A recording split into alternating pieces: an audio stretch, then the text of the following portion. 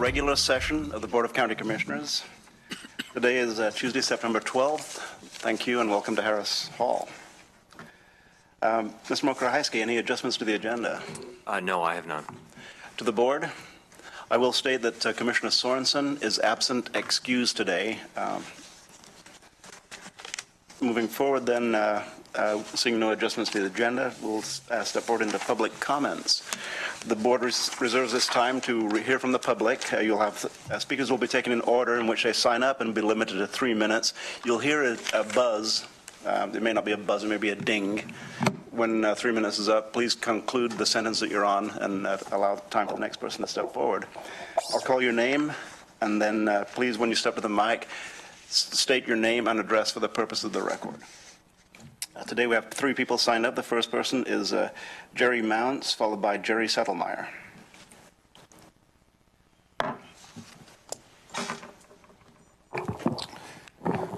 Hello, my name is Jerry Mounts. I'm a resident in Florence, and thank you, commissioners, and thank you, Lane County staff, Steve Mokrahajski, and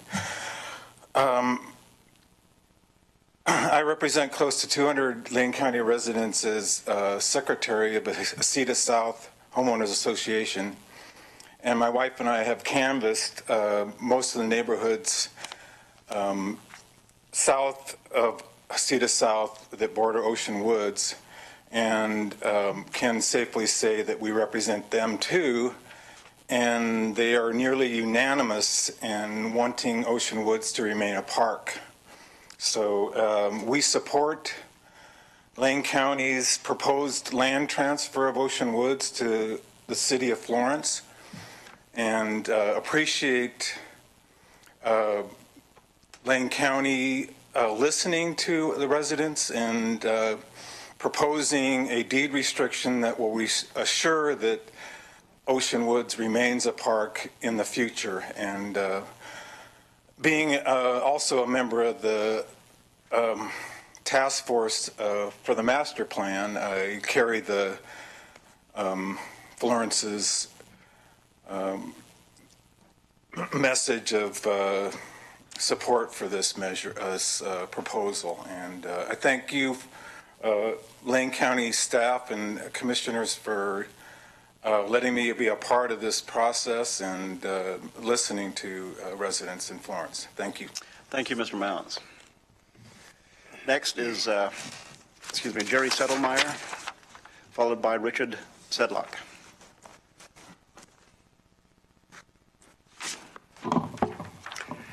Jerry Settlemeyer, 78578 Cedar Park Road, out of Cottage Grove.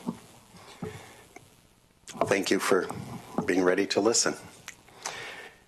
There are about 36 residences on little less than a 1 mile strip that's called Cedar Park Road North. It's more like a city street because there's one home after another pretty much all the way along. What I want to share with you is, and invite you to be concerned about, our quality of life on our street. A few months ago, a investment company began establishing a mega grow of marijuana. I believe it's all permitted, or excuse me, I believe there's permits for what they think they're doing. There are many, many concerns, and they fit under the quality of life. There's a significantly more traffic on the road. At one point, the traffic was using it as a speedway, but someone has encouraged them to slow down. There has been almost daily a smell that has caused some of our residences to not even be able to leave their home. And I'm not talking about the wildfire smoke. There have been confrontations. We have had residences that have lived on our road for several years that have walked up the road past this place only to have someone come out and say, "This is private, you have to get out of here." When responded to, that mother and her 11-year-old daughter were followed home with a drone hovering over them. People at that site have informed some of my neighbors that they have ARs and they will use it when they're necessary. There has been at least 4 times when there has been significant gunfire in the evening at that residence. There are at least 3 neighbors whose wells have dried up or significantly lowered capacity. There are a lot of people working at this site. An executive is sometimes characterized as a very nice man to visit with. Other times, that same person is characterized as, my mother would say, vulgar. Thank you. Thank you, Mr. Settlemeyer. Next is Richard Sedlock, and Mr. Sedlock is the last person we have signed up today. Richard Sedlock, 78628 Cedar Park Road. Hi, guys. I live next to Jerry. It's hard to, in a short period of time, I don't think we could communicate the extent to which our lives have been impacted by this combined grow and processing facility. We've been in touch with many county and state regulatory agencies. And I will say everybody we've spoken with has been very sympathetic, but they conclude that their hands are tied in what can be done. We understand that the state, when the voters acted to legalize, the state, let's say, maybe didn't install a significant amount of oversight or regulation. And you know, it would be okay. Personally, nothing against marijuana growing. What we're dealing with here is not a marijuana grow. It's an industrial operation. It's a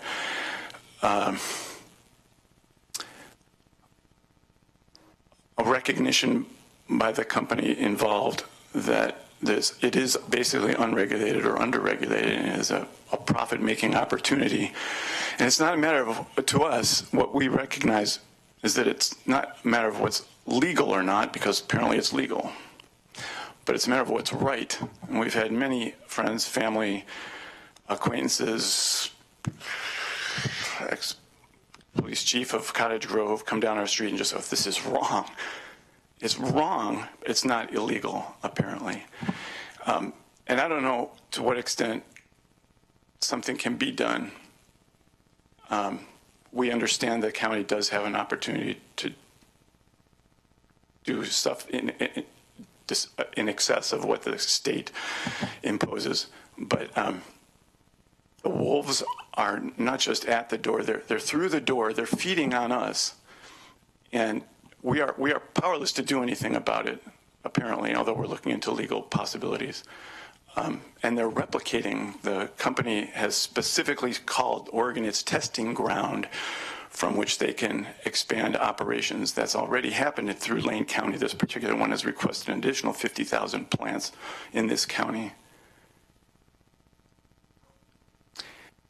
I haven't slept well in probably 3 weeks. This is, I just wanted to grow fruit and nut trees on a small footprint homestead. And I spend my time worrying about my wife, Jerry, about his wife. I represent a whole bunch of neighbors, grown guys who claim, one guy almost sobbing said, I've never felt so helpless in my life. Anyway, thanks for listening. Thank you, Mr. Sedlock. At this point, I'll invite anyone else in the audience today to provide testimony. I see no one. I'll close the public forum and open the mic to remonstrances from Commissioner Williams. Thank you, Mr. Chair. First of all, I want to thank the gentlemen for their testimony this morning. I have received numerous calls in the last several weeks regarding this issue. I'm quite familiar with this lane. It's just maybe 2 miles outside of Cottage Grove. It has been well established. U.S. Forest Service is sited on that lane. And I can tell you one of the phone calls of many, which I received this last week, was from an elderly lady whose husband has suffered a stroke. They've lived in this house for 53 years. It's almost impossible for them to enjoy the property that they've resided on for more than half a century. They can't go outside because of the smell. There's a great deal of concern about intimidation by the farmer and processing operation going on there. I've heard numerous reports about wells not functioning as they had for, in some cases, up to 50 years.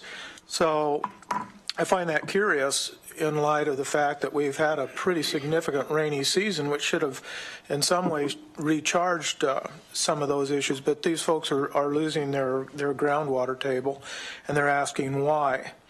There's also great concern about generator noise. And I explained to each of the folks that have called in that my understanding about those types of noises, it comes in at a decibel reading at a certain distance, and if they fall within the parameters of those legal readings, and there's not much that can be done because they are legal. However, when noises like that in the middle of the night keep a person awake or restless, it is not a good thing. It is an intrusion on their well-being and indeed their health. The firearms intimidation has come up repeatedly in these conversations, that there's a lot of either automatic or semi-automatic firearm discharge in that area. The traffic is heavy, and I realize it's a public road, and traffic is going to be a little heavier if there's a commercial enterprise going on. The issue of drones, I heard from several people that they have been harassed by drones, that's part of the, apparently part of the monitoring of these grow gardens. Obviously, there's a big security issue with those. Ne'er-do-wells wanting to get in and steal somebody's crop. I understand that. But when you have a drone, as was reported to me, that actually followed people in the public right-of-way, in one case an 11-year-old child, and that drone followed them to their home, I find that unacceptable. There's a lot of frustration, not only by them, but by me, and I'm sure throughout the county and the state of Oregon, a lot of good, decent folks have had their lives affected in a very, very significant way by not being able to recreate, not being able to use their outside doors and yards because of the permeating stench of maturing marijuana plants. And so I would hope that we could at least take a look at this. I realize the permitting comes through OLCC, and that as long as they conform to land use goals and all of those things, and then they're probably okay. The water issue, I believe, is probably an issue for the state water master to address. And so I would look to and have suggested to those residents that perhaps they look at OLCC and their governing laws and the state water master to at least put this on those two organizations' radar. So thank you for the extended period of time. I appreciate that. That's entirely appropriate, Commissioner Williams. Thank you very much. Commissioner Lycan. Thank you, Mr. Chair. And Commissioner Williams brought up something I was going to ask. In fact, I was going to look toward Commissioner Bozevich, who's probably has as strong a background on this as anybody, and that is the water master issue. And because I had a friend of mine who is in my district, who is outside of Jasper, and there is a potential grower there. The difference is this person whom I know, who lives up in that area, can by himself hire an army of attorneys to fight this. And he brought this up with the issue of the water master himself. and said that he planned on fighting it and was going to spend anything that he had to do it. And what I will tell you would be substantially a lot of money. And so I'm not sure if this is even moving forward, or if he fought it enough that it slowed the process down. So I appreciate Commissioner Williams bringing this up. The other thing is for the gentleman, and I thank you for your testimony. Thank you for coming here. I mean, it's obviously very emotional, and I appreciate that very much.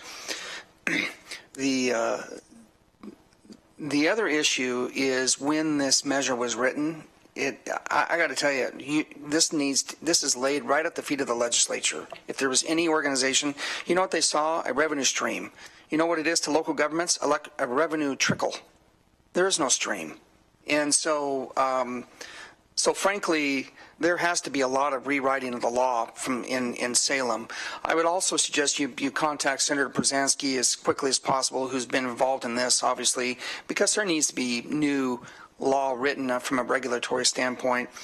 And with our Parks Director here, I'm just curious as much as anything, and I don't expect an answer today, but if something you might be able to take a look at, there are laws in place when it comes to decibels.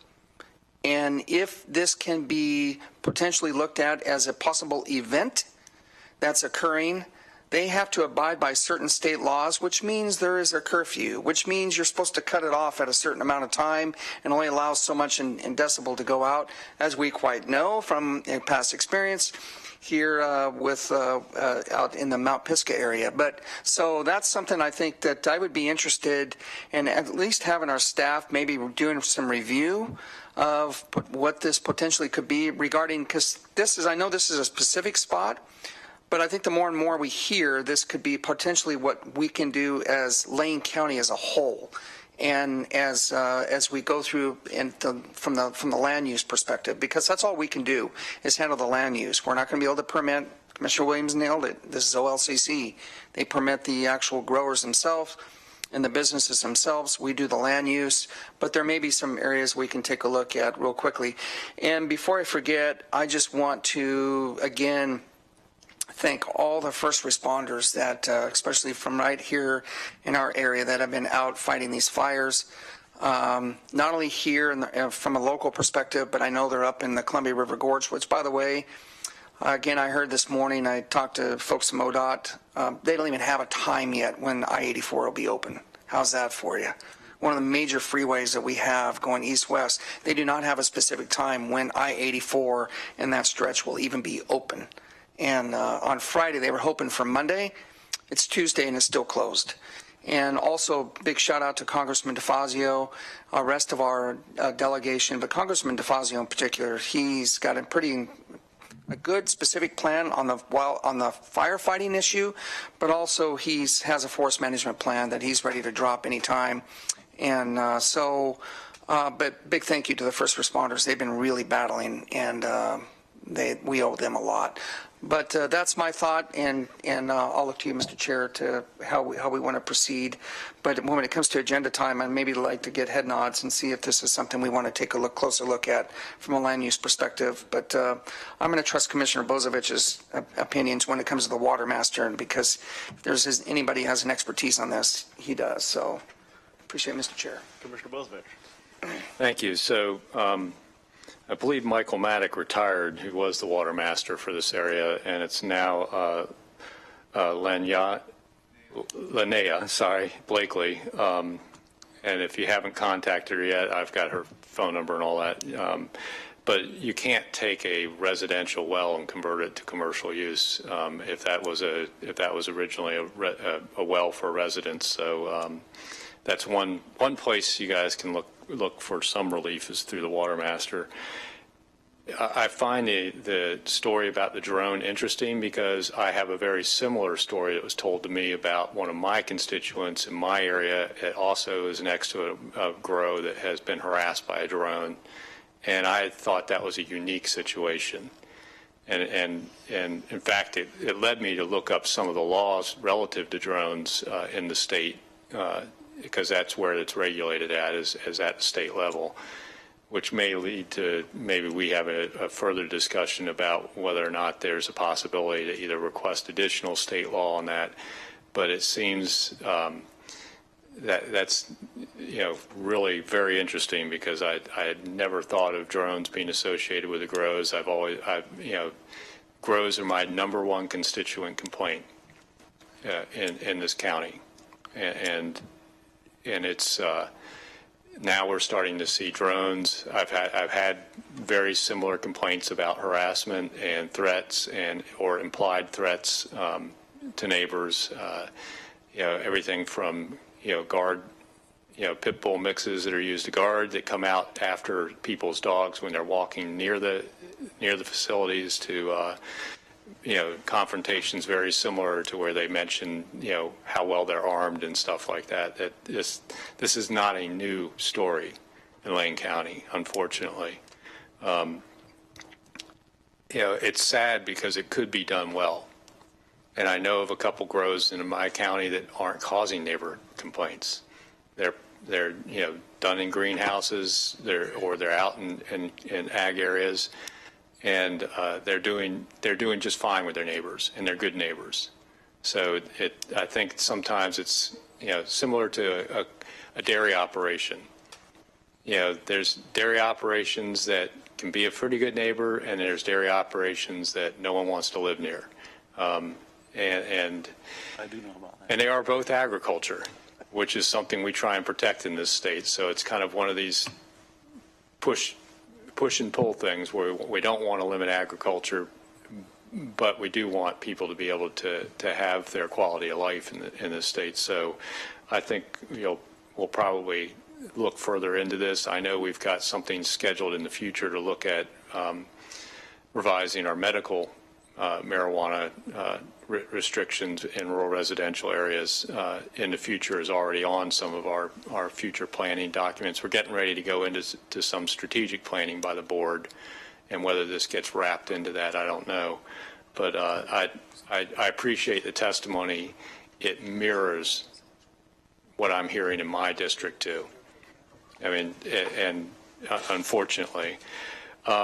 I do want to mention real quick and thank ODF and Siuslaw Valley Fire District for the amazing response to a new fire yesterday. We had a fire on Highway 36 on Deadwood Creek, right up behind the Deadwood Pioneer Cemetery, a very historic site for the region. They caught it at less than 2 acres and stopped it. Double helicopter response, had lines out there. They've got, came up and have crews working overnight on mop up. That's how you do initial attack. That's how you do containment, and that's how you stop a fire. And ODF and the Western Lane Fire District are to be commended with the work they did out there.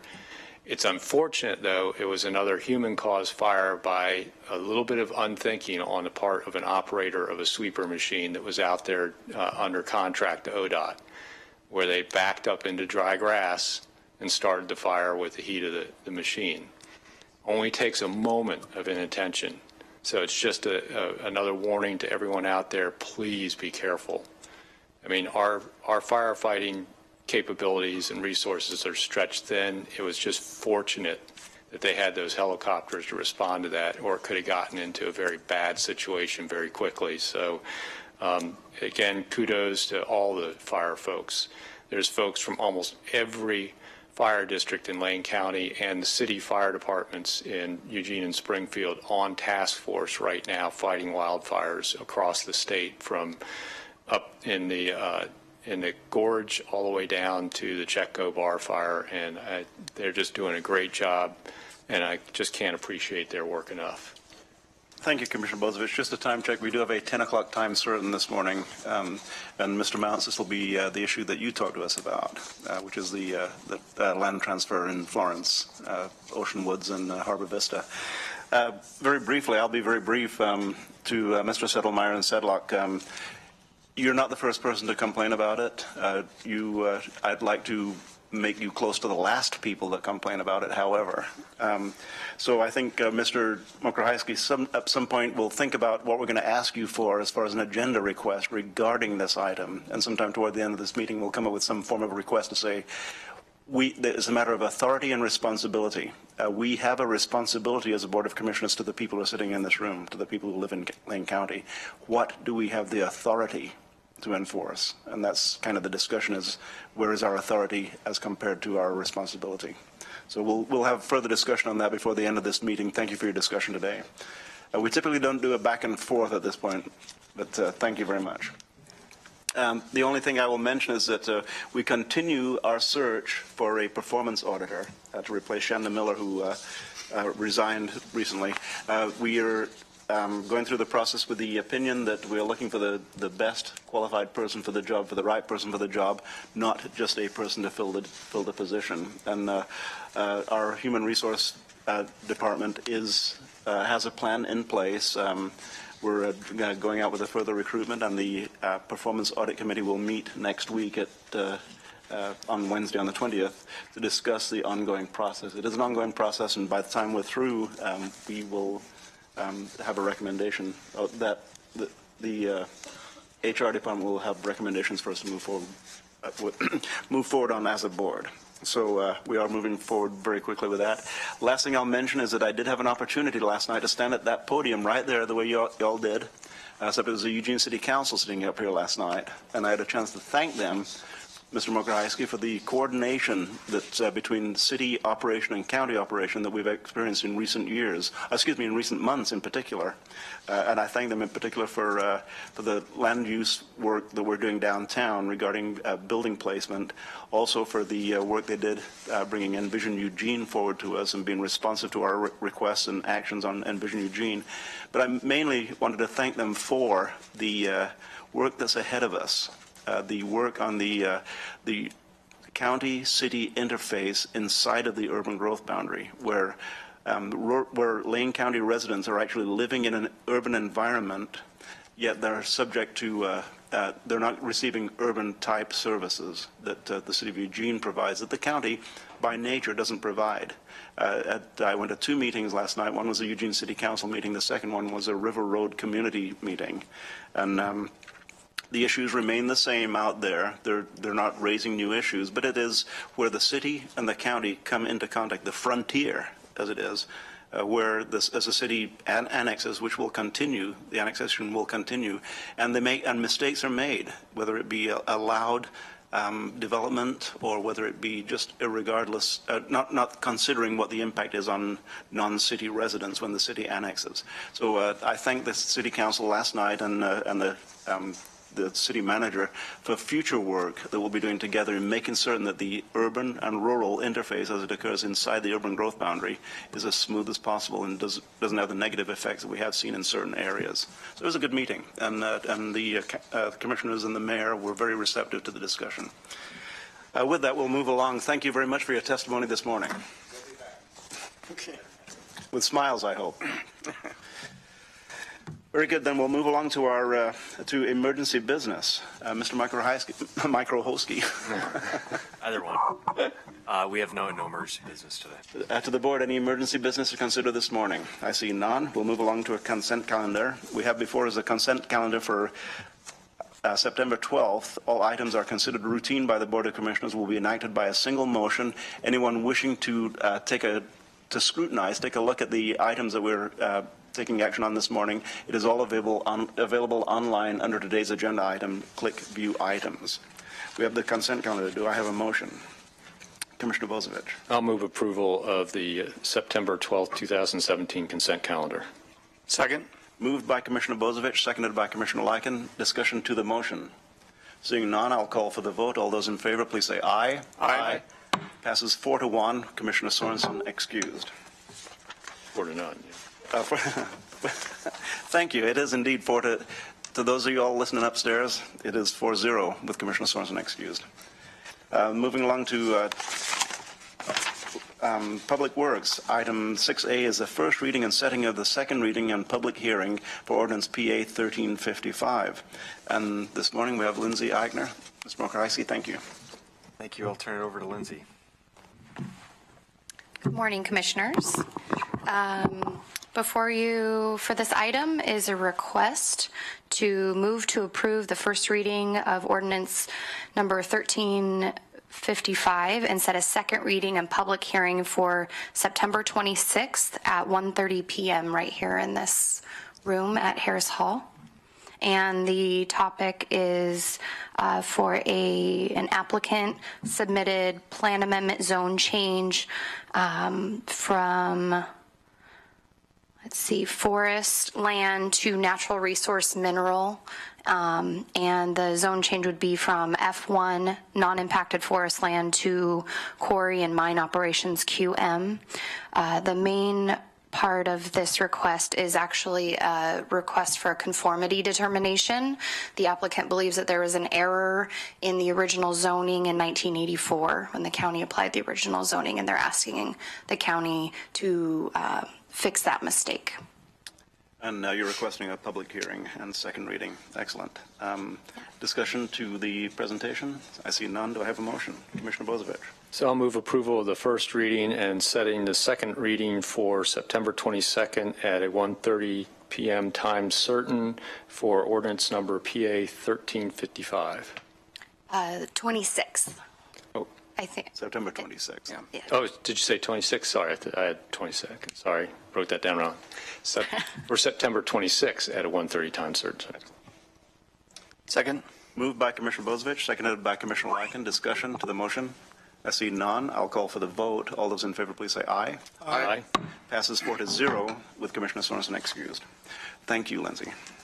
And item B is first hearing and setting the second reading and public hearing on ordinance PA 1356. Once again, Ms. Eichner.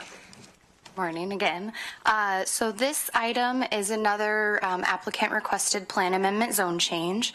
This one is a minor amendment to redesignate land from forest land to non-resource land, and it'll be rezoned from impacted forest land, which is F2, to rural residential RR10. So that's a 10-acre minimum lot size. We're requesting today that you move to approve the first reading and set a second reading and public hearing for September 26th at 1:30. Excellent.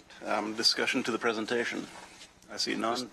Commissioner Bozievich. Question. So we just set a 1:30 public hearing. Do we need to set this at a different time, or is it okay to advertise both at the same time? It's okay to have multiple public hearings set for 1:30, and then they are heard in the order that they're put on the agenda. Okay, great. Thank you. Just want to make that Commissioner clear. So I'll move approval of the first reading, setting the second reading for September 26th at a 1:30 time certain for ordinance number PA 1356. Second? Moved by Commissioner Bozievich, seconded by Commissioner Lycan. Discussion to the motion? I see none. I'll call for the vote. All those in favor, please say aye. Aye. Passes 4-0 with Commissioner Sorensen excused. Thank you, Ms. Eichner. Have a Thank good you, rest of the Commissioners. morning. Moving along to item 6C is order 170912-03 in the matter of electing whether or not to hear appeal of a hearings official affirmed decision approving a special use permit for a large tract dwelling in the impacted forest land. And today we have, Mr. Mokrajski, we have Eric Forrestal. Thank you, Mr. Chair, Commission. In the matter before you today, the board is asked to elect whether or not to conduct an on-the-record hearing for an appeal of a hearings official decision approving a large tract forest dwelling. The special use permit qualifies one dwelling on the subject property subject to conditions of approval. The file number for this application is 509 PA 17-05071. Subject property is zoned impacted forest land F2 and is identified as Assessor's Map and Tax Lot 18-211, Tax Lot 200. Generally, the property is located south of Highway 126 and east of Jasper Road. Following parties have standing in the matter. The applicant is Land Planning Consultants. Owners are Doug Wolf and Michael Evans. And the appellant is Landwatch Lane County, and they are represented by Andrew Mulkey. The appellant has raised several issues on the appeal to the hearings official decision, but the argument is focused primarily on property line adjustments and the legal lot status of both the subject property and the non-contiguous acreage that is used to qualify the subject property for a dwelling. The appellant essentially asserts that the property line adjustments disqualify both the subject property, which will contain the dwelling if approved, and the non-contiguous acreage, which is a primary criterion for qualification of a large tract dwelling. These assertions are directed towards demonstrating compliance with subsections of Lane Code 16.211.7. Lane Code 14600 subsection 3 establishes the procedures and criteria applicable to the board's decision to hear or not to hear the appeal on the record. The director does not find that the subsections apply, and neither the director nor the hearings official recommend that the board elect to hear this matter. In addition, the appellant has requested that the board not elect to hear this matter. For these reasons, the planning director recommends option 1 on your packet, which is located on your memo, described in the memorandum, and not to conduct an on-the-record hearing, and recommend that the board expressly agree and adopt the hearings official's decision as the final decision of the county. That concludes my presentation. Happy to address any questions if you have any. Otherwise, that concludes my report. Thank you for your time. Thank you, Mr. Forrestal. And in conclusion, then, you're recommending option 1 is to not conduct a hearing. The appellant is also recommending what essentially is option 1 to not. So it seems unanimous. That's correct, Mr. Chair. Okay, very good. Discussion to the presentation. I see none. Oh, I beg your pardon. Commissioner Lycan. Thank you, Mr. Chair. So I'm trying to find here, it's under countywide significance. And so what it states that on something like this come forward, that it's rare, and that I'm looking for it right here, that you received only 7 similar applications have been received over the last 5 years. Do we know what the outcome of those other applications were? To the best of my knowledge, when I reviewed those 6 were approved, Commissioner Lycan. So they were approved, but this one is being denied. This one was approved by the director, and that was affirmed by the hearings official. That decision by the hearings official is being appealed by Landwatch Lane County. Is being appealed by Landwatch Lane County. Correct. And so the recommendation is just to, but on the original, though, the hearings official did approve this. Is this correct? That's correct. He affirmed the director's decision. Yes. Okay. I just wanted to make sure I understood that. So that's the only question I had. Thank you. Okay. And so by not conducting a hearing, what will be the next step on this, just for the public record or for public information?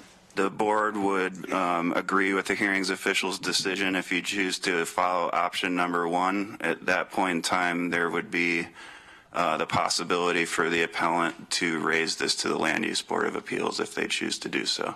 And then then LUBA would make a decision as to whether or not they would hear it. I would assume they would hear it, but I can't speak for LUBA, Mr. Chair. Well, I'll give you one more attempt, one more try. Okay, very good. Okay, so the recommendation then is option 1. Commissioner Bozevich. So I'd like to move to adopt Order 1709-1203, electing not to conduct an on-record hearing for the appeal, affirm and adopt the Lane County hearings official decision as the county's final decision, and expressly agree with and adopt the interpretations made by the hearings official in the decision. Second. Moved by Commissioner Bozevich, seconded by Commissioner Lycan. Discussion to the motion. I see no discussion. Then I'll call for the vote. All those in favor, please say aye. Aye. Passes 4-0. Commissioner Sorensen excused. Thank you. Thank you, Commissioners. Which brings us up to item 6D, which is our 10 o'clock time certain. Mr. Mokrahajski, can we move forward in our agenda and then come back to the time certain, or are we prepared for the time? I think that's a fantastic idea. Okay, we'll move forward in the agenda then. Then we'll ask for any, under item 7, which is county council. I see no county council presence. We do have exec session. We will have what is going to be a relatively lengthy executive session today, which will commence at the conclusion of our regular business. County Administration, 8A. Mr. Mokrahajski, announcements, please. A couple updates, Mr. Chair, I want to share with you. First of all, I shared via email, and I want to share in a public meeting on the record for the board that and this has been reported in the local media, the purchase and sale agreement and the subsequent intergovernmental agreements with the city of Eugene related to the transfer of property for the Butterfly Lot in the City Hall block was executed by all parties on August 31st, 2017. So that agreement, the purchase sale agreement, was signed by the Eugene city manager and myself on August 31st. Legal counsel subsequently filed the petition regarding the deed restriction on September 5th at 11:24 a.m. I want to just remind the board, as I'm sure you recall, when you directed us to pursue a purchase and sale agreement with the City of Eugene, and the City Council acted on a similar action in July, the Board of Commissioners gave us till the end of September to execute that purchase and sale agreement. We finalized that agreement on August 31st, about a month ahead of schedule, so that's a good thing. So that has been executed. The petition has been filed with the court. I want to just share a few comments about this. The petition it would allow both parties to establish clear legal understanding of the range of property uses available for the Butterfly Lot and for siting the courthouse. This petition process is established under a law created by the legislature to allow courts to make legal determinations on important legal issues affecting public agencies.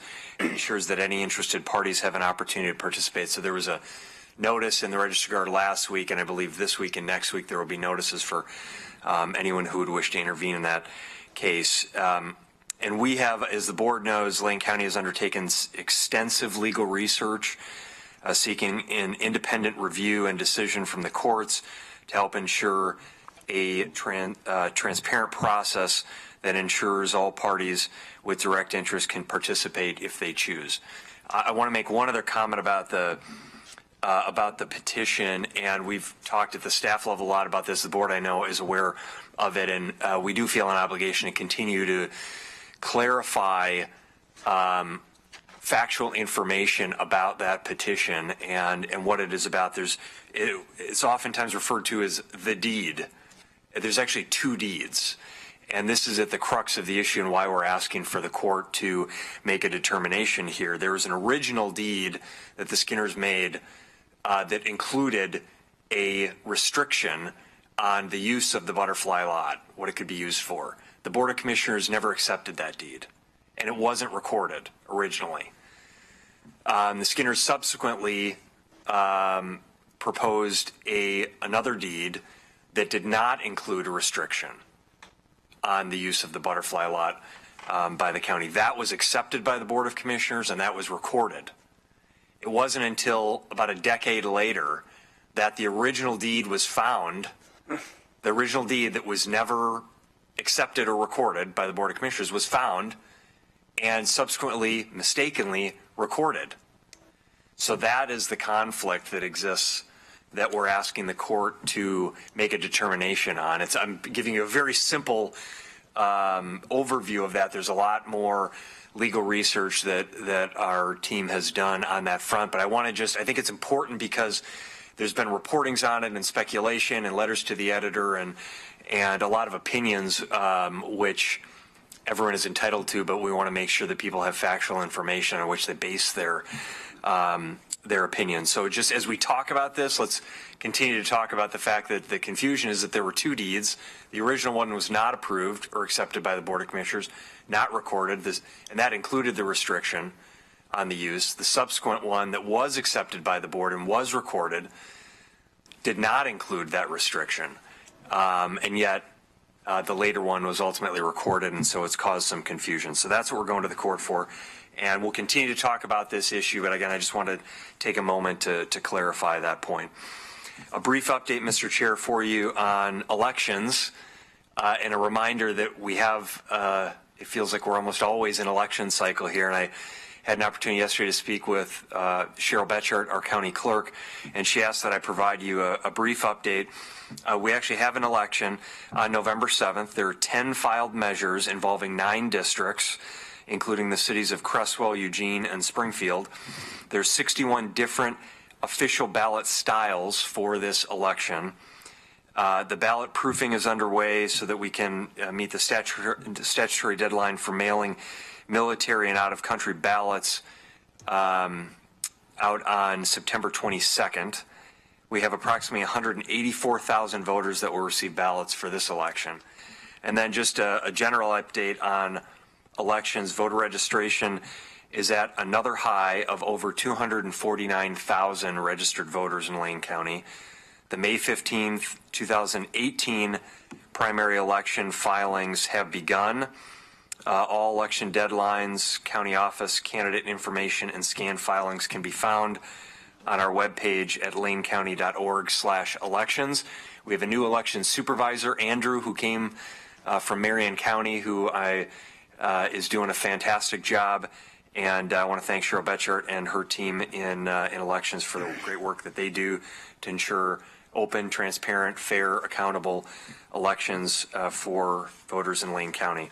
And finally, Mr. Chair, I had the opportunity last week, 2 weeks ago, I had lunch with our developmental disabilities staff, a great opportunity to meet and engage with the team in developmental disabilities. And last week I had lunch with our technology services staff, a great crew of staff, really well attended, and they had wonderful questions about things happening, comments both about things happening in the department and questions about the county as a whole. So really appreciated that opportunity. They've done great work with the recent technology assessment that Next Level has provided to build a roadmap for the future for our technology services. This Friday, I'll be having lunch with our public health staff.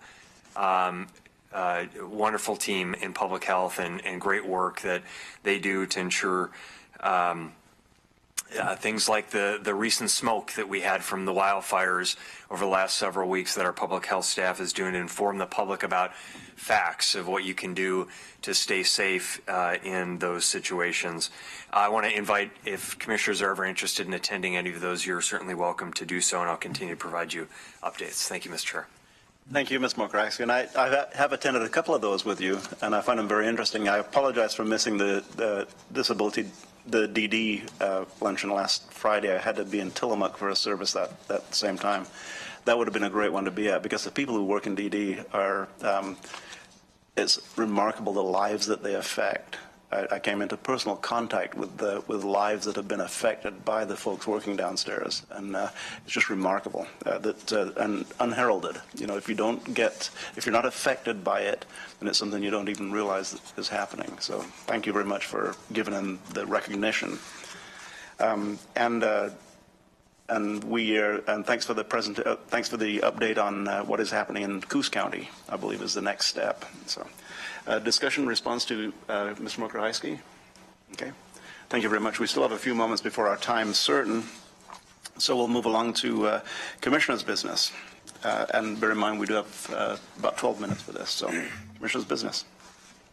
Commissioner Lycan. Thank you, Mr. Chair. And a couple things transportation related. So last week, I participated in a conference call with our national association, and we're talking potentially about, you know, what's out there for a potential transportation infrastructure package.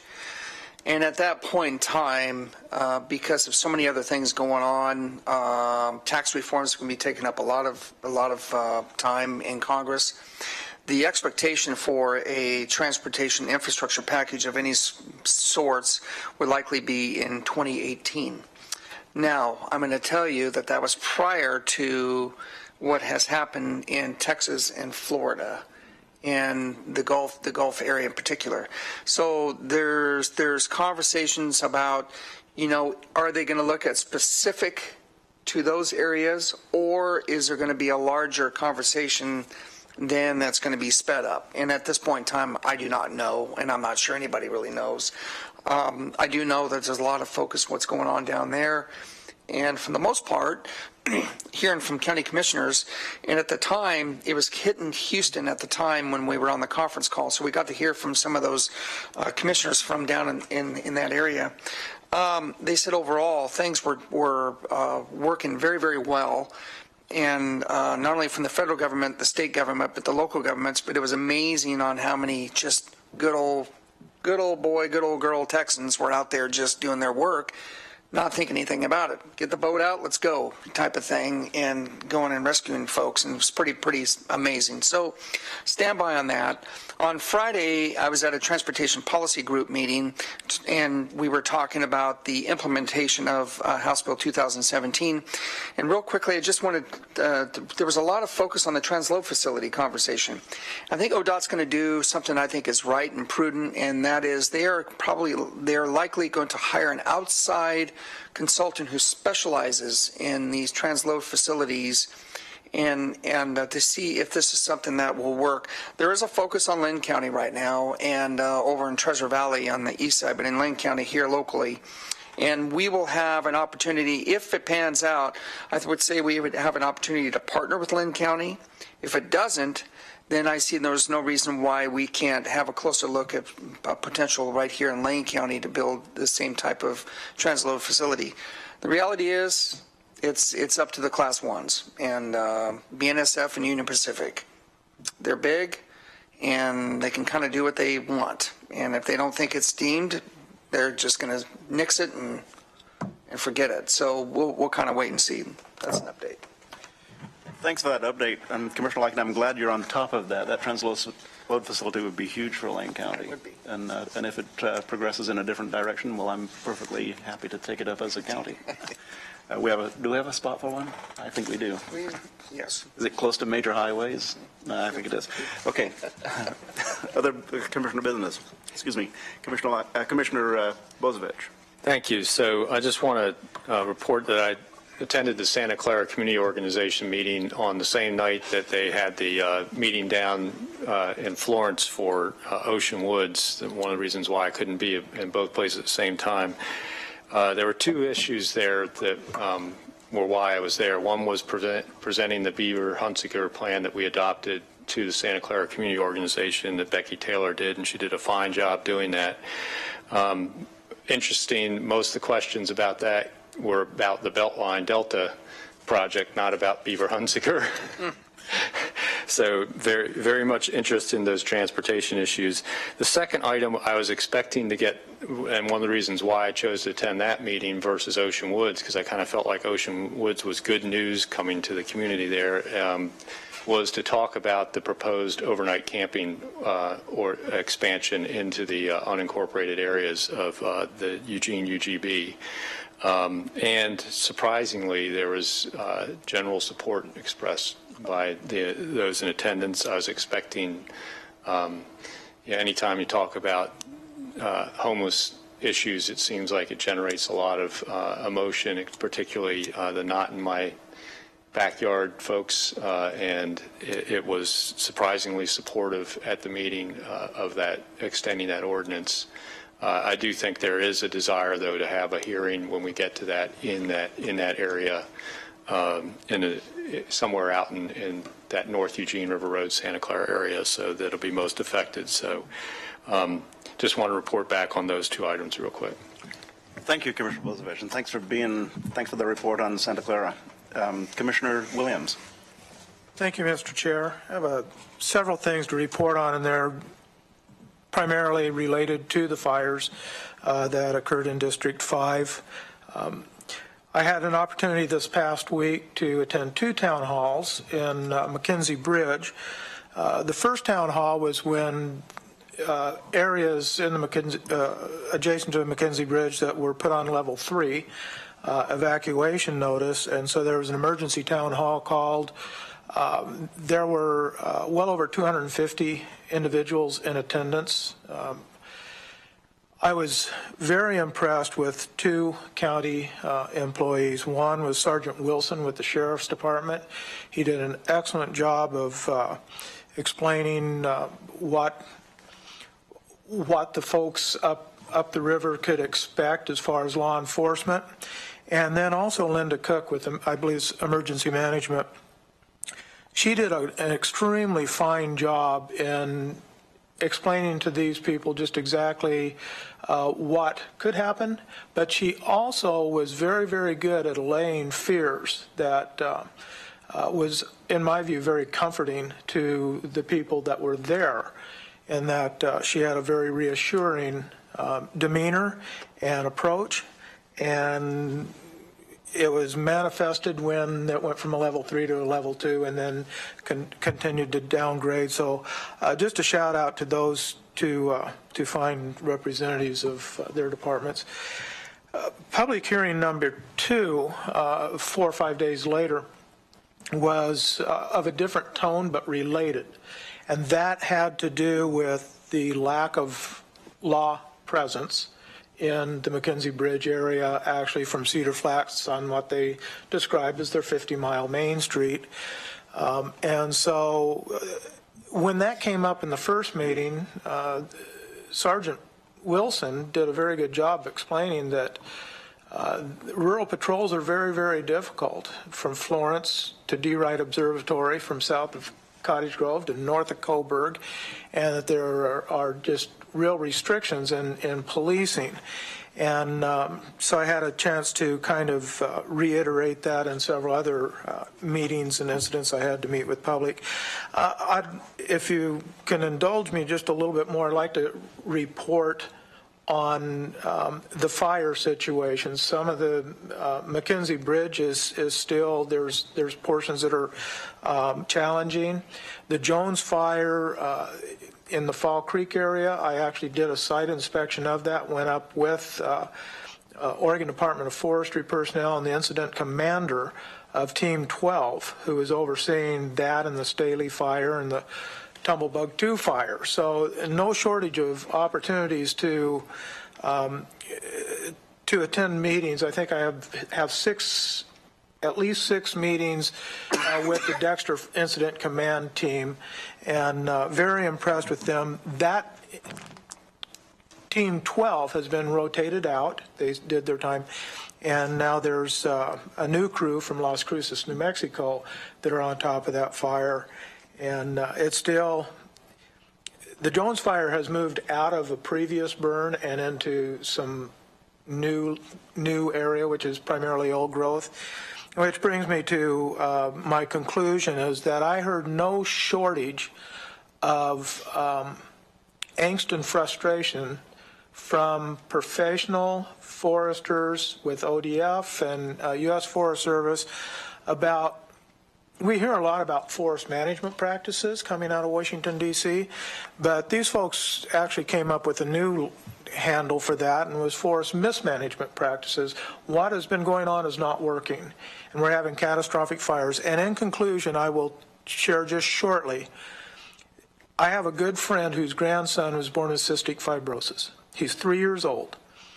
And when we see the harmful impact of smoke on all citizens, everybody is involved in the airshed.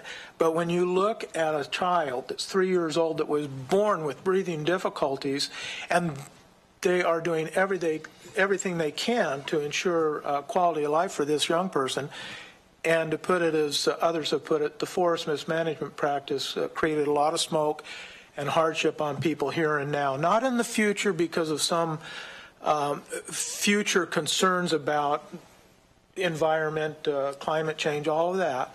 I'm not a denier, but I got to tell you, we're talking in that realm about in the future and the adverse physical and other things that will be manifested in the future. I'm talking about here and now. The hundreds of people went to the emergency rooms these last few weeks. There's a commercial on TV or on the radio. It's like, I feel like a fish out of water as a small child who has breathing problems. So with that, I'll conclude, and I appreciate the extra time. Thank you, and very well, time well taken, Commissioner Williams. Thank you very much. One thing else, just one announcement I'll make. I'll talk more later. I attended the River Road meeting, neighbors meeting last night, and Commissioner Bozovich mentioned that the Santa Clara neighbors were generally in support of the overnight camping. The camping ordinance that we're going to be conducting a work session on September 24th, I believe is the date. Last night, the chair of the neighborhood association took a straw poll of the close to 50 people that were in the room, 44-3 in favor of the county moving forward with the camping ordinance similar to the one that the city of Eugene uses. So That's a pretty amazing response. So with that, we are up against our 10 o'clock time certain. That clock is just a shade fast. We have 45 seconds, Mike.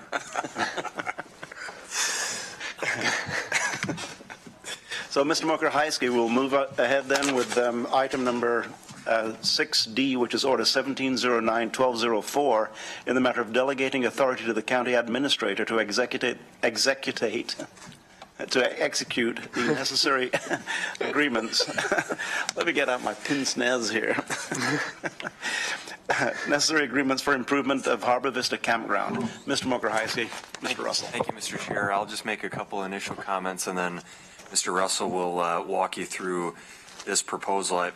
There are a lot of components to what's before you here today, and Mr. Russell is going to walk through that, but I want to just reflect upon where we've come in the last almost 2 years, I think, since we were headed down a master plan process effort and heard some significant feedback from residents, particularly in coastal areas around Florence, with concerns around one proposal in particular that was called for in the previous master plan effort related to Ocean Woods. We paused that effort. We went through some really extensive listening with residents. I had an opportunity actually with Mr. Mounts to tour the Ocean Woods property firsthand and see what the proposal would have meant for that area. We talked a lot about different concepts and how we could work together with the city of Florence, with residents, and to provide recreational opportunities and really try to identify what our long-term vision for our park system is. And so I think that effort, that the action of pausing, of listening to residents and trying to understand concerns that they had and the impacts of certain proposals on their lives and quality of life, and then the reset that we went through in hiring a new consultant in MIG and establishing a task force of residents that were representative of the entire county, of engaging with the Parks Advisory Committee in a new way, of working collaboratively between our staff and the City of Florence staff and residents in other areas, and particularly on this proposal. You have, I think, the result that's in front of you is a really positive step in the right direction. I want to say that this is a proposal that has been conceptually agreed to by county staff and city staff at those levels, but we all recognize that there's still board discussion and action and city council, Florence City Council discussion and action that needs to happen.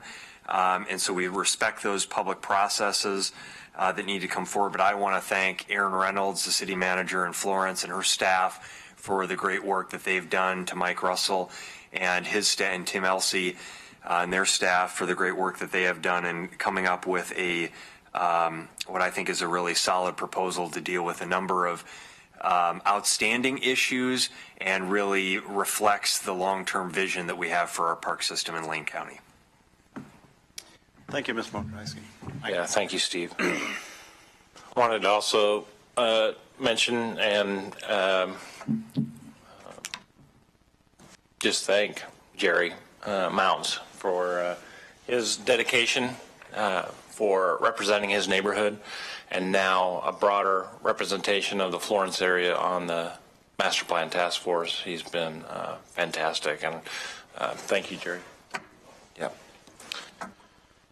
Okay, so before you today is a discussion, and we're asking you to authorize staff to continue on a path that will get city sanitary sewer to Harbor Vista Campground. And wrapped into that is this idea of a jurisdictional transfer of the property known as Ocean Woods. So I'll go through exactly how that's laid out. So 2014, we, Lane County Parks, applied for a state parks grant to help us provides sewer service to the Harbor Vista campground. Currently, the campground is served by a drain field, so all the sewage is collected and distributed into a drain field on site. There are issues with that. It's not totally broken. It's still in use, but there are definitely reasons to move off of that and onto the city service. Right now, each individual campsite is not served by a sewer connection. They have to go to a separate dump site on site. So typically people come, they stay, and then when they leave, they empty their tanks from their RVs at the dump site. We do have a shower facility on site. We also have a caretaker house that's on site as well that would be affected by this. So we applied for the grant, received the grant, the board authorized receipt of the grant, and since then we've been working to prepare the site and working with the city to design the sewer system that would serve the park. Last year we put into service 6 more campsites that were created. They're primitive right now. They don't have any hookups at all, but they are being reserved and used within the park. But they're set. They're ready to get service to them and be finished out. The last piece here is, of course, getting the sewer service to the park. So this is Harbor Vista Campground as it stands today. The caretaker house is right here, and the bathroom shower facility is here. The viewing structure, if you're familiar with the park, is right here, and then all the campsites in the park. There are 44 campsites right now. The proposal is to bring city sewer in from Rhododendron Drive. Actually, it's a gravity system, so the solid lines are gravity. The dotted line here is a force main, so it'll be a pump station that will pump the sewage out to an existing force main on Rhododendron. So that's what that is. As you can see, it doesn't serve every site. This is a first phase. This is what we can afford at this time. So that connects 27 sites, including the dump station, getting that off the drain field and into on the system. So that dump station will still be in service, even though these other sites will be served by sewer. These sites predominantly will not be served by sewer under this first phase, so we'll still have that dump station there. The drain field, which is approximately in this location, will be, decommissioned and be put on, all the sewage will be collected and put on the gravity system to the pump station, and the pump station will pump it back out into the city system. So that's the proposal. The current estimate is about $550,000 for that. We have $200,000 available for the project. So when we learned that, that was an issue. Where we're going to come up with the extra $350,000. In discussions with the city, the idea came up of a jurisdictional transfer of Ocean Woods. The city staff was amenable to discussing that, and that's where we are today. So this is the engineering drawing. This is the campground here. Phase 1 is in red. Phase 2 would be the blue to connect the remaining sites. And the green here is, you'll see a line that comes out here. This is a gravity line that goes into the surrounding neighborhood. They've designed the system to accommodate future capacity. So right now there's no plans to build out the green lines.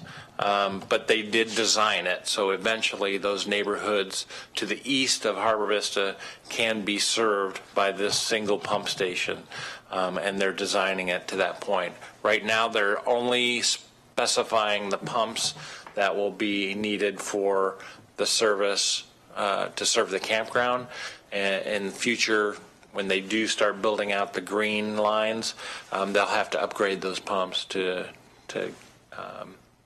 pump the extra capacity. So that's the proposal at this point from the city.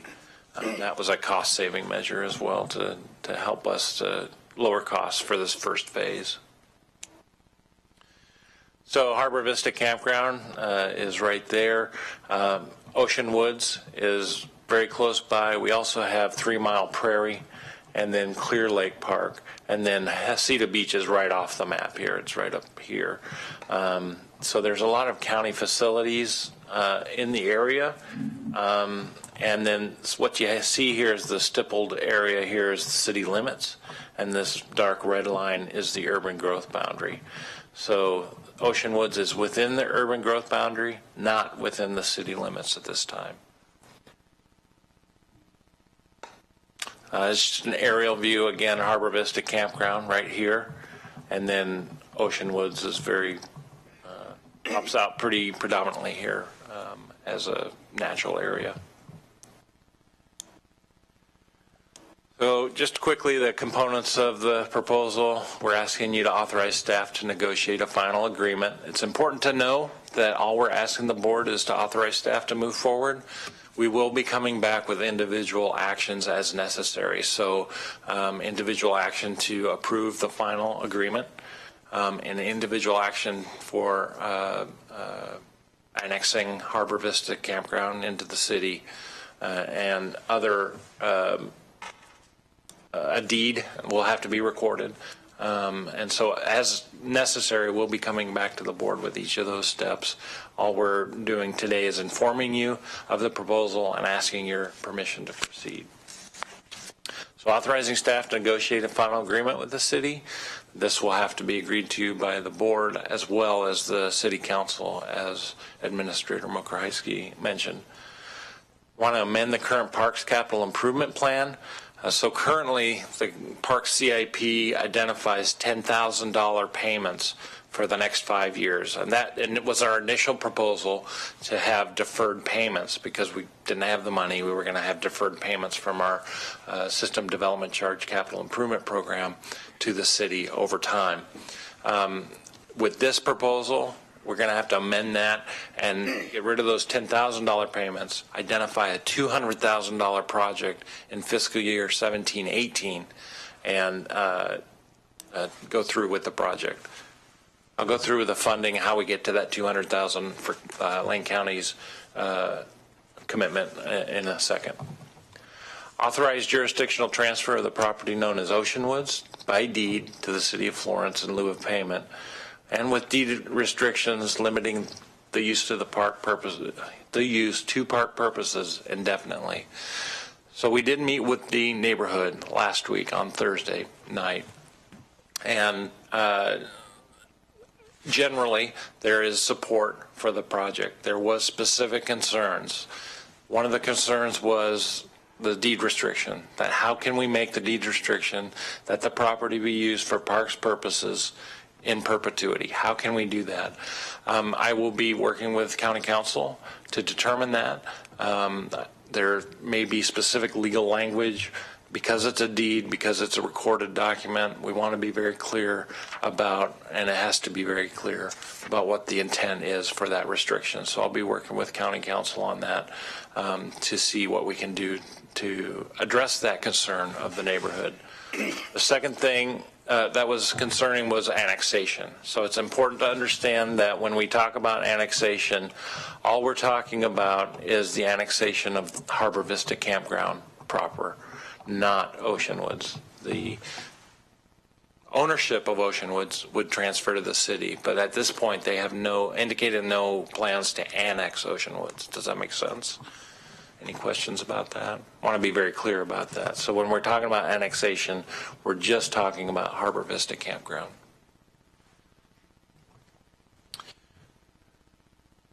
So those are the main components of the proposal. Talked about cost. Estimating project cost for this phase one is $550,000.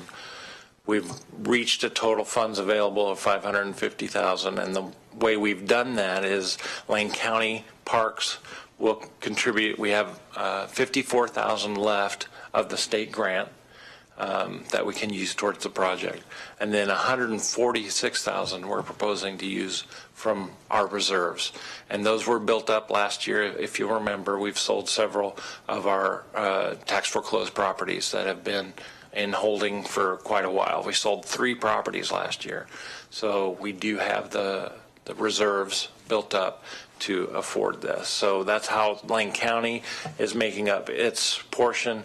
The remainder, 350,000, City of Florence is using some sewer SDCs that they have available, and then they're recognizing the value of Ocean Woods for the remainder. So one of the stipulations that Lane County has said is we have 200,000 in Ocean Woods. That's all we have to offer for the project.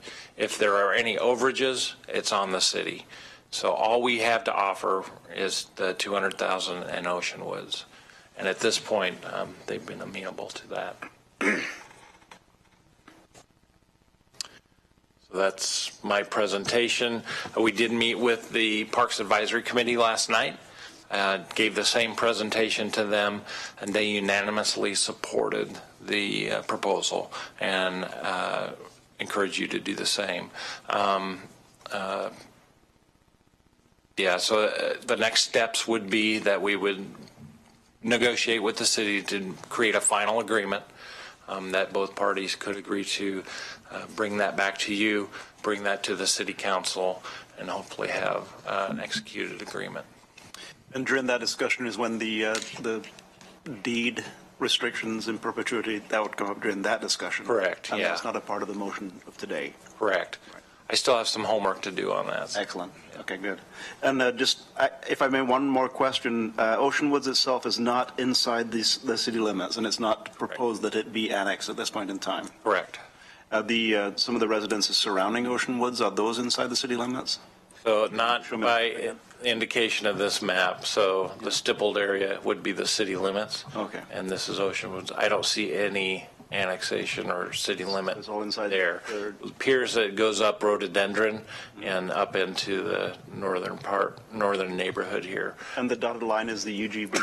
And the heavy red dotted line is the UG. Okay, perfect. Thank you. Yep. Discussion to the presentation. Commissioner Lacken. Thank you, Mr. Chair. Mike, thank you very much. Appreciate that. A couple questions, and what I want to focus on is the Harbor Vista piece of this. So, looks like there'll be 27 RV sanitary service connections, but 17 will then rely on the RV dump station. Is that correct? Correct. So it's a total of 44 campsites? Correct. All right. So the question I have, and I'm going to focus on that date that's in our back of our mind called the date of 2021. And so do you foresee just the 27 in place through 2021? Do you see a potential avenue where the other 17 could be potentially put in place for the full hookup by 2021, or is this something we're going to have to maybe adapt and improvise, for lack of a better word, lack of better words? And again, I bring this up because with 220 countries coming into Lane County and throughout the state, this is a grand opportunity to showcase what we have to the world.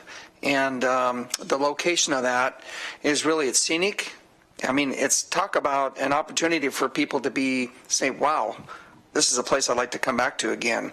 So that's my question, is there a avenue where those other 17 could potentially receive the full service hookup, or do you not see that? And the last piece of my question is the state parks, are they potentially going to look at offering grants specifically to allow parks throughout the state, whether it's state or county parks, that have the overnight, the campgrounds, where they can improve their infrastructure through because of the 2021 World Games? Because this is an opportunity that I don't know about anybody else, but I sure don't want to miss.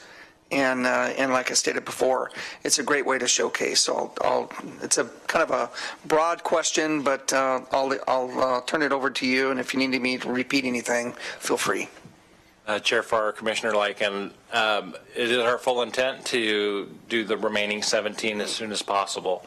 We don't have the funds. It's about a $250,000 project for Phase 2, and that's well within the purview of the County Opportunity Grant Program, which is where we got the first phase grant program. So that's well within that. That's a 50-50 match program. So if we went for that, we'd have to come up with $125,000 of our own funds, and then get a $125,000 grant from the County Opportunity Grant. That would be our initial approach to do that, and we could do that immediately. We could do that the next round, and it's an annual round thing, and we could be, I would think, very competitive for that. So yes, the intent would be as soon as we can to follow this with Phase 2.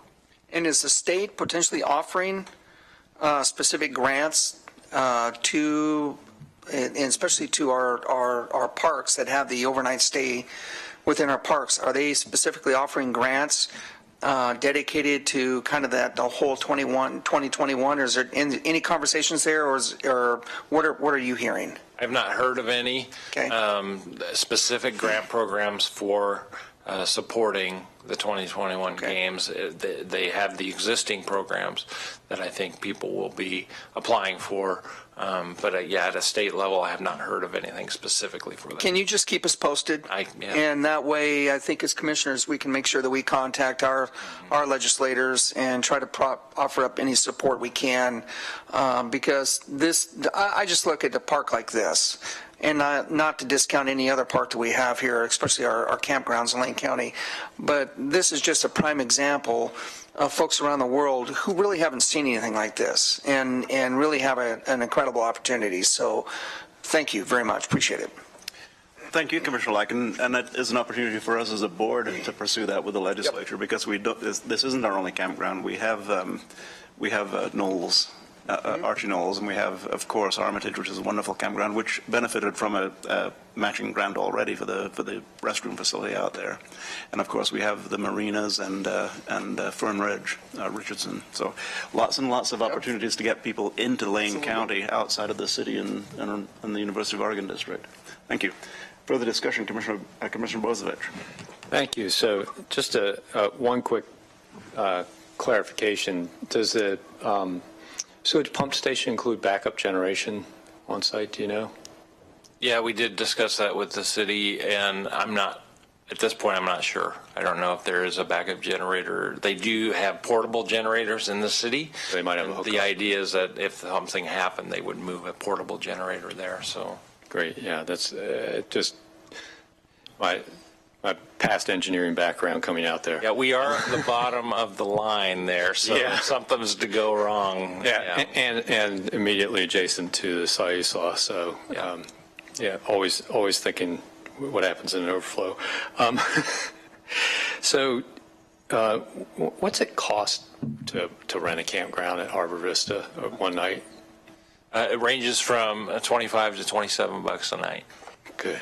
That is such a bargain. I mean, if you think about where that campground is, the view you get from the top of that bluff, and just the access then down to the river and the North Jetty beaches, what a gem we have. During the eclipse, we bumped it to 400. Okay. Yeah. I don't think we did that, but just for the record. But back when I took this job 6.5 years ago, I took over a seat on the Siuslaw Estuary Partnership. That was a grant-funded study of the Siuslaw Estuary surface water and groundwater issues out there. It was part of what we were looking at, and as part of that, they did a lot of groundwater testing up through Florence and North Florence, and one of the things that I was surprised to see was, one of the things they look for is caffeine in that testing, and particularly because the only way you get caffeine in groundwater is through septic systems, because it's a human-generated chemical constituent. So that's why they test for it, is looking for that.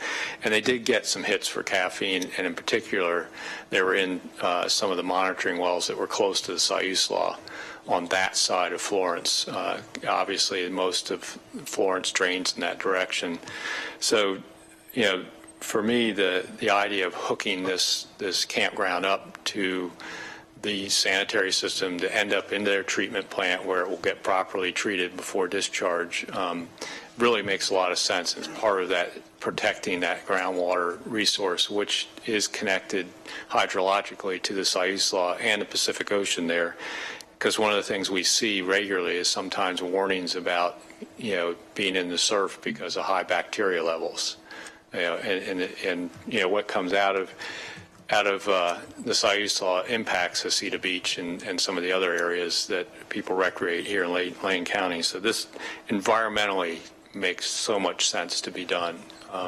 Besides the fact that it makes our campground more attractive because you can just directly hook up and not have to unhook and go dump every few days as your black water tank fills up. It's just a really great project in that sense. Then you add this whole benefit of Ocean Woods to it and being able to leverage the value of that property in getting this project done, and then bringing that property more into local control of the folks in that area. One of the concerns has always been is, here you've got us sitting here in Eugene making decisions about things way over on the other side of the tunnel. And are we sensitive to what's going on there? And I think we've showed some sensitivity when we stopped the master plan and backed up a little bit. Of course, at that point, it was a draft master plan that hadn't even come to the board.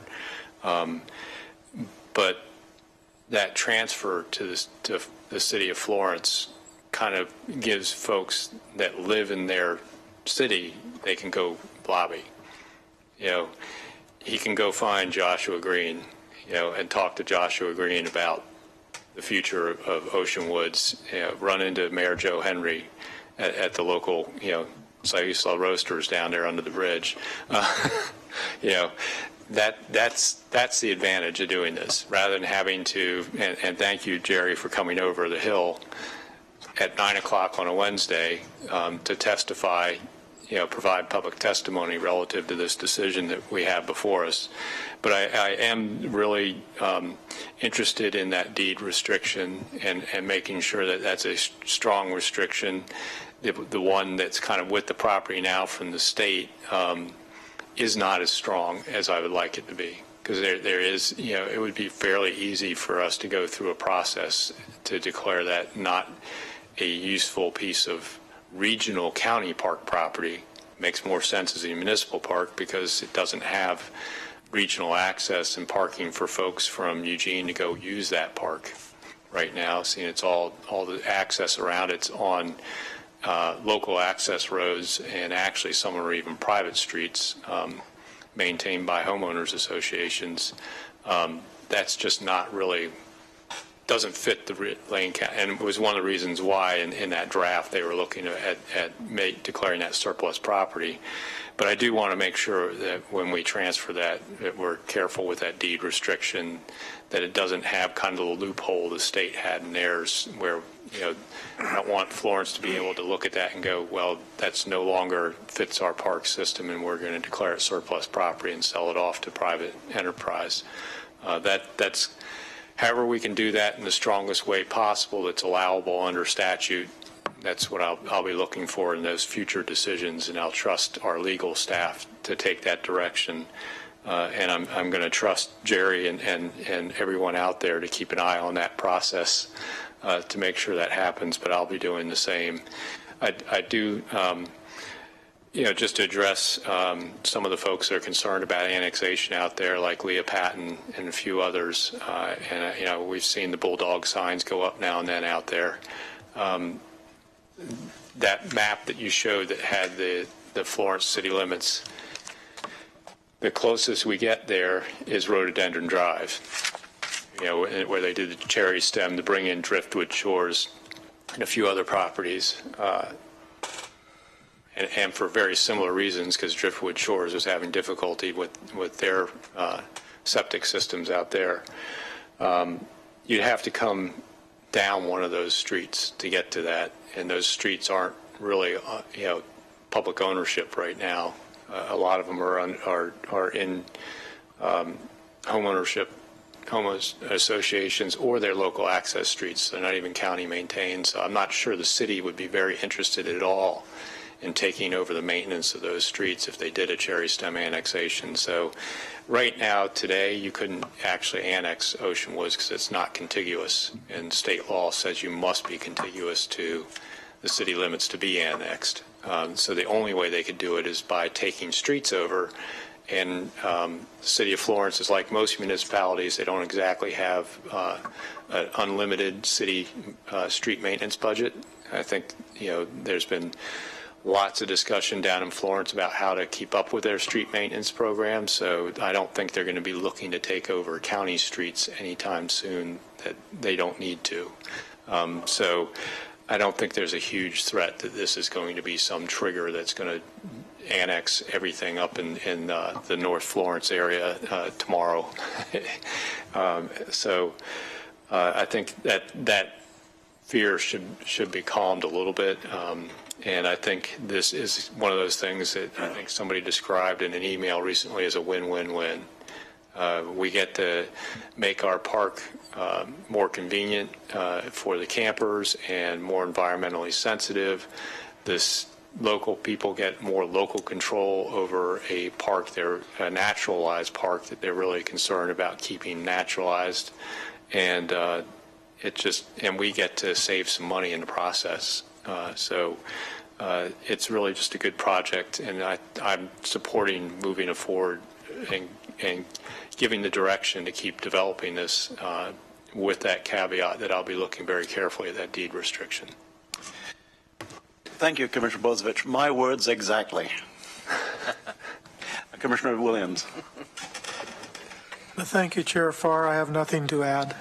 Thank you. And the only thing I'll say is great work on this. And I want to actually thank Commissioner Bozevich for talking about caffeine in the bleachette.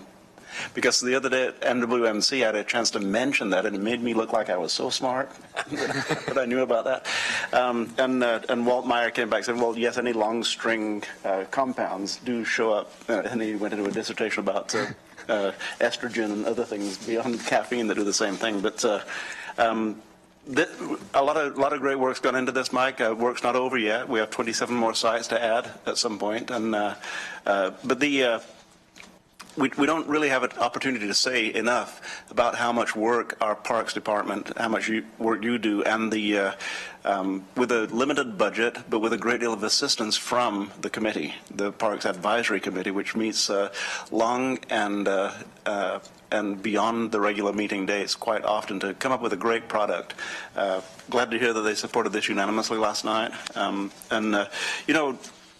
Commissioner Lycan, you're talking about the states partnering with us on improving campgrounds. We have a history of working with the state to improve our campgrounds. In fact, I believe that Armitage used to be a state park, and now it's a county park. And they've helped us to improve the campground to become what is one of the most significant stops on the I-5 corridor for people moving north and south. It's very hard to get a place in Armitage. If you look at Fern Ridge, the state's helped us with some of the improvements there, and so with no reason to not expect them to help us for the future. And the work that we do in Lane County working with the state in preparation for 2021 can go throughout the entire state, Commissioner Lycan. Everybody can benefit from the work that we are doing once again. So, Mike, thank you very much. And we do have before us Order 1709-12-04. Commissioner Bozevich, do I have a motion? I'd like to move approval of Order 1709-12-04 in the matter of delegating authority to the county administrator to execute the necessary agreements for the improvement of Harbor Vista Campground, amending the Lane County Parks Capital Improvement Plan to include $200,000 for sewer service to be constructed and provided by the City of Florence, authorizing the jurisdictional transfer in lieu of payment of the property known as Ocean Woods with deed restrictions limiting the use to public park purposes to the City of Florence, and authorizing staff to proceed with an annexation request for the property known as Harbor Vista Campground into the City of Florence. Which is known as option 1 on our agenda packet. Second. Moved by Commissioner Bozevich, seconded by Commissioner Lycan. Discussion to the motion. I see no discussion. I'll call for the vote. All those in favor, please say aye. Aye. Passes 4-0 with Commissioner Sorensen excused. Thank you, Mike. Thank you for the great work, and pass that along to the Parks Advisory Committee. Then we are concluded with our regular business, other than we'll move back to 7A. Mr. Mokrahajski, anything from County Council at this point that you're aware of? Not that I'm aware of. Very good. And we've concluded with County Administration. Further Commissioners' business under announcements. Any further announcements? Then I just have a couple more to add. I mentioned that I attended the River Road Neighbors meeting yesterday evening and talked about the support for our discussion regarding overnight camping in selected areas. I'd also mentioned that last week both Mr. Mokrahajski and I and Commissioner Williams attended Trillium's 5th anniversary as our CCO, a nice event in a wonderful park. Yes, it was, wasn't it? What a beautiful park. I hadn't been there for a couple of years. It's Day Island Park in Springfield, and it really is enchanting. The river and everything is so well maintained out there. But Trillium, over the last 5 years, has done a great deal of service to the folks of Lane County, in no small part helping us to open 2 federally qualified health centers, FQHCs. And the discussion that I had at the meeting is how is Trillium going to continue to assist us with some of our goals as far as human services, behavioral health in particular, are concerned. So look for a further partnership from Trillium down the road. And let's see. I attended the AOC legislative meeting yesterday, and good discussion on work coming out of the housing subcommittee, and good discussion regarding work that AOC is doing on housing. I won't go into any details on that. We'll move along with the agenda at this point. Any further announcements? Then next item is we'll move along with agenda team requests. We had a hint of one a little bit earlier. Anybody want to take a stab at that? If not, I will. Ms. Mokrahajski, we talked about the comments came up that the initiative process brought us legalized marijuana in the state of Oregon. Very few people have issues with that. However, the discussion regarding the state not having a management program in place, and that it is an evolving, dynamic management program for marijuana. And the comment that I had earlier was, what is our authority regarding our responsibility? We have a responsibility to the people in Lane County to keep it a livable place. What authority do we have, particularly in regard to some of the discussion we had this morning regarding drones following people home, regarding unauthorized or, what did you call it, firearms use? Yeah, semi-automatic to fully automatic firearms. Intimidation. Intimidation. And with the drones, it could be anywhere from intimidation to voyeurism. Absolutely, yeah. You mentioned following a young child home. All of these are anecdotal, anecdotal evidence that we have in front of us. But really, I think it's evident that we do need to take a look at it, because it's not just this one, Cedar Park Road. It's also in West Lane County. It's also inside the urban growth boundary, and it's certainly in Springfield, out in Jasper, as you mentioned. So, Ms. Mokrahajski, I think it's time for us to take a look at what authority do we have to regulate some of the activity that occurs surrounding legally licensed, legal use that comes under Oregon State's jurisdiction. So, is that enough for you to go on? Could you elaborate on that a little bit? I mean, it sounds like we need to do a little more. We need to do a little more digging in terms of whether or not this is a land use issue, or if it's a code enforcement issue, or a law enforcement. There's likely bits of each of those things. We have time, place, and manner laws in place. There's a new House bill that allows us to evaluate whether or not properties are zoned for medical or residential. we can certainly talk to our code enforcement staff and law enforcement. I think everyone understands is the property an unincorporated Yes. area? It's in an unincorporated area, so we understand the challenges with law enforcement response in unincorporated Lane County. So I mean those will be issues. But why don't we put our heads together and look at what the most appropriate existing laws that we can enforce, and then what our enforcement capabilities are, and we can come back to the board maybe next week just with an update under county administrator announcements somewhere or county council announcements. Okay, and this would be a work in progress because once again it's new ground for all of us. Mr. Sedlock, Richard Sedlock, a quote from him is, it's not what's legal, it's what's right that is of concern to the neighbors. And of course we have to be concerned about what's legal, but within the realm of legality, what is it that we can do that makes it livable for the neighbors, not just here, but throughout Lane County, from Cedar Head Lighthouse to D. Wright Observatory. Thank you. Any further agenda team requests? Commissioner Lycan. Thank you, Mr. Chair. And just one other piece to add as part of that discussion, and I think I heard pretty loud and clear, we all did, and that's the issue of their wells and the drying up.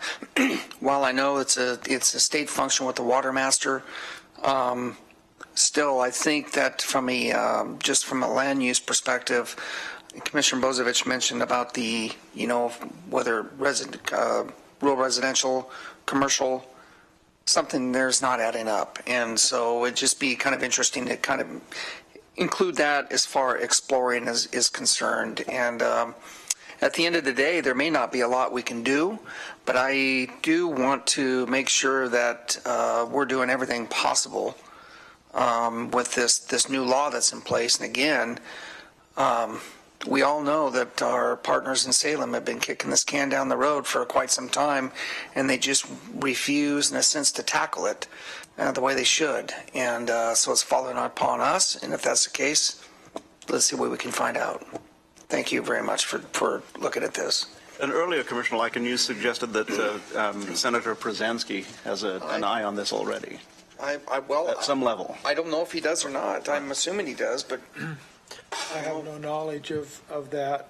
This also is in Representative Hayden's district, and I have suggested to not only the folks that offered testimony today, but the other folks that I spoke with on the phone, that they should make that contact with their representatives at the Capitol. Excellent. Very good. And Commissioner Bozevich. Yeah, and I'll just, there's kind of several different points. We touched on there is a land use aspect of this, and we did get some additional authority through legislation this last time to regulate medical marijuana grows in rural residential sightings, and that's one of the things we have, I think, already kind of on the list. And we've also talked in the past about, do we want to have a special exception for rec grows in rural residential process? That was also on our list to look at. So there's some land use aspects of this, and then there's some, obviously some law enforcement. But I think the biggest part of this is there is very little we can do, and there's also very little that was done in the state budgeting to fund the enforcement side of OLCC and OHA in controlling what they are allowed to permit. They provided this avenue to legalize and grow all this stuff, but very little funding went into enforcement. And that's really what we need to talk about maybe is not necessarily what we can do in land use laws and what we can do law enforcement wise, is what we can do lobbying the legislature to maybe make some allocations. We have short session coming up, and is there one or two tweaks we want to ask for in short session, and then there's some bigger stuff maybe we want to look at for the following legislative year. But I think it's controlled at the state level at this point, and they haven't ceded that much local control, particularly on the medical side, and that's where we need to be thinking also, is not just what we have, what our current available tools are, which are quite limited, but what do we want to ask the legislature to provide more local control, or ask them to at least fund adequately the enforcement side. Absolutely. Thank you. Thank you all for that. Ms. Mokrahysky, that gives you clear enough instructions to come back with some kind of concept as to how to move forward. Yes. Very good. And I remember that when the discussion of legalized marijuana and growing was first raised, I remember Sheriff Tom Turner was the first to raise the law enforcement flag, the public safety flag. So we're moving forward with that. Thank you very much. Commissioners, we have a 1:30 time certain this afternoon, and we do have an afternoon session, but in the meantime, we will have an executive session which may take us up through the lunch break, and we may continue the executive session at some point in the afternoon. So at the gavel, we'll reconvene an executive session in the BCC conference room, the Board of County Commissioners conference room. The Board of County Commissioners will meet in executive session to conduct deliberations with persons designated by the governing body to carry on labor negotiations and to consult with counsel concerning the legal rights and duties of a public body with regard to current litigation or litigation likely to be filed. This executive session is held pursuant to ORS 192.660(2)D and H, which allows the Board of Commissioners to meet in executive session for the purposes listed above. Representatives of the news media and designated staff shall be allowed to attend the executive session. All other members of the audience are asked to leave the room. Representatives of the news media are specifically directed not to report on any of the deliberations during the executive session, except to state the general subject of the session. As previously announced, no discussion may be made in executive session, and we reserve the right to come back into public session should the need arise. Upon the gavel, we will recess the regular meeting and move into executive session. But I need to check. Did I see Karen and Mike in the room? I didn't miss something before we go into executive session. Okay, good. Then we are in executive session.